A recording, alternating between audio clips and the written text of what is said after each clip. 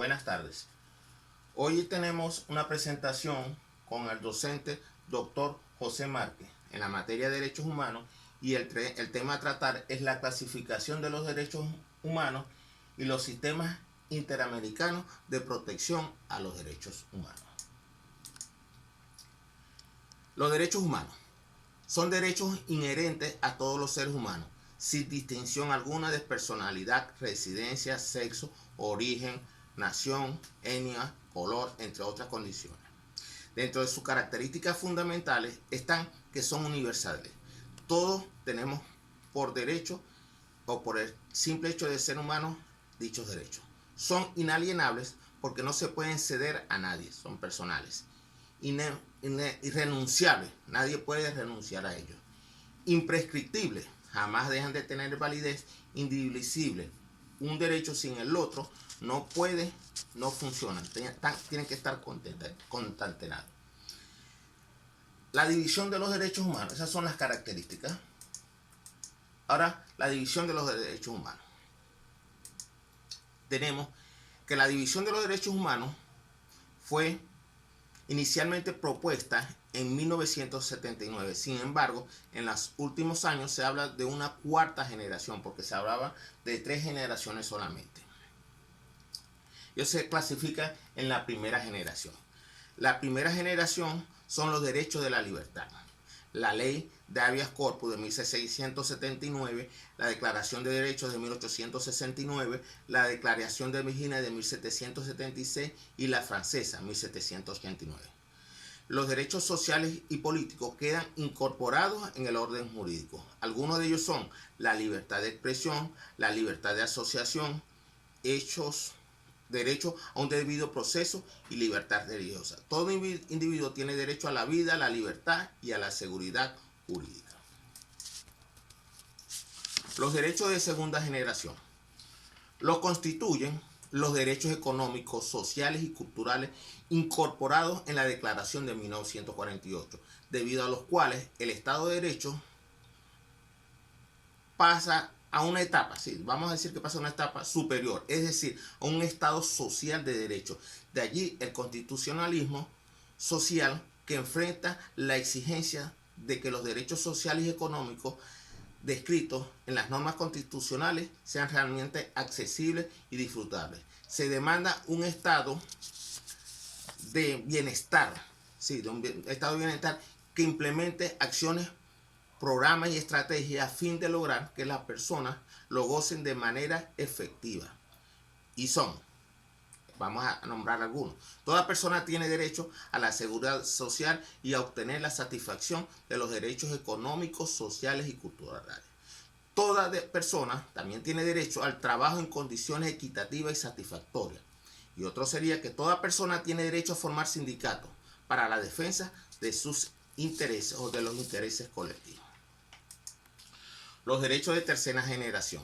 La tercera generación de derechos surgida en la doctrina de los años 1980 se vincula con la solidaridad, la unificación, su incidencia en la vida de todos a escala universal, por lo que precisan o por lo que se precisa para su realización una serie de esfuerzos y cooperaciones en un nivel planetario, a nivel mundial. Normalmente se incluyen derechos heterogéneos como el derecho a la paz, a la calidad de vida, entre otros.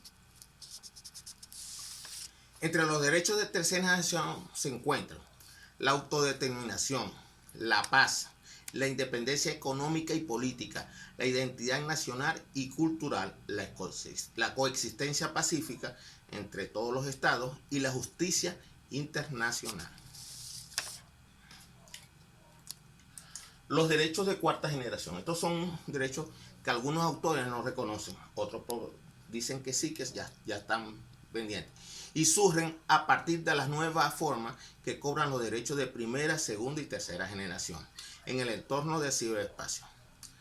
Las TIC, las tecnologías de información y comunicación, representan un gran beneficio para la hiperconexión, el compartir conocimiento, pero a su vez estos conocimientos al compartirse dan lugar al uso inadecuado y peligroso de los datos que se depositan de parte de todas personas que conforman la sociedad de la información. Dentro de la gama de derechos están el derecho de acceso a la información, el derecho de acceder al espacio que supone la nueva sociedad de la información en condiciones de igualdad y no de discriminación, el derecho a formarse en las nuevas tecnologías y el derecho del habeas datas a la seguridad digital. Ahora hablemos de los sistemas interamericanos de protección a los derechos humanos, que por sus siglas se van a denominar de ahora en adelante SIC. Se inicia formalmente con la aprobación de la Declaración Americana de Derechos y Deberes del Hombre en 1948. Cuenta con otros instrumentos como la Convención Americana sobre Derechos Humanos, protocolos y convenciones, la Convención para prevenir y sancionar la tortura, entre otras muchas ramas que abarcan.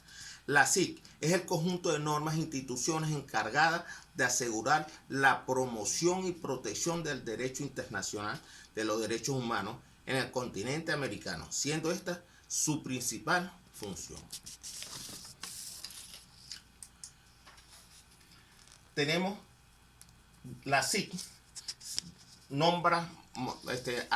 se abre con dos ramas, y es de suma importancia porque posee o provee de un recurso a los habitantes de América que han sufrido la violación de derechos humanos por parte del Estado, además de servir como órgano consultor de la OEA.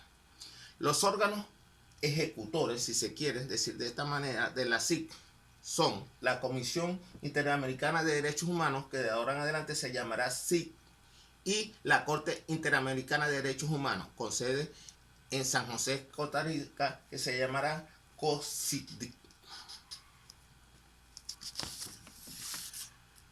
Hablemos un momento sobre la Comisión Interamericana de Derechos Humanos. Sus abreviaturas, como ya lo dijimos, son así. Es un órgano de la OEA, la OEA, Organización de Estados Americanos, creado para promover la observación, defensa de los derechos humanos. Su primer director, vale reconocer esta importante información, fue Rómulo Gallego. Realiza su trabajo en base a 3 pilares de trabajo: sistema de petición individual, monitoreo de la situación de los derechos humanos en los Estados miembros y atención a las líneas temáticas prioritarias. Su importancia radica en que vela por la protección de derechos de todas las personas bajo la jurisdicción de los Estados americanos, sobre todo la protección de aquellos estados o poblaciones históricamente sometidos a la discriminación. Sobre la lectura del tema, estuve leyendo sobre uno en particular, Haití. Más adelante seguro estudiaremos a profundidad. Entre sus funciones están recibir, analizar e investigar peticiones individuales, observar la situación general de los derechos humanos en los Estados miembros y realizar visitas a estos, estimular la conciencia pública respecto a los derechos humanos en las Américas y presentar casos a la Corte Interamericana de conformidad al artículo de la Convención Americana. Hablemos sobre la otra rama que ejecuta el Sistema Interamericano de Protección a los Derechos Humanos, que es la Corte Interamericana de Derechos Humanos, con sus siglas CORDIDH. La podemos definir como una institución judicial. Es autónoma, ya que tiene su sede en San José de Costa Rica, y cuyo objetivo es el de aplicar e interpretar la Convención Americana sobre Derechos Humanos. Ejerce la función de consultoría y de contención. La primera la de contención, se refiere a la resolución de casos en que se ha alegado que uno de los estados, parte de ella, de los estados americanos, ha violado la convención. Asimismo, a través de esta vía, la Corte realiza la supervisión del cumplimiento de la sentencia. La segunda, la facultad que tienen los estados miembros de la organización de consultar a la Corte acerca de la interpretación de la convención o de otros tratados concernientes a la protección de los derechos humanos en los estados asociados. Existe una que no se hace mención, que son las medidas provisionales. son medidas que dicta la Corte en caso de extrema gravedad y urgencia y cuando se haga necesario evitar daños irreparables a las personas. Estos 3 requisitos tienen que ser comprobados para que se otorguen estas medidas provisionales. Muchos autores no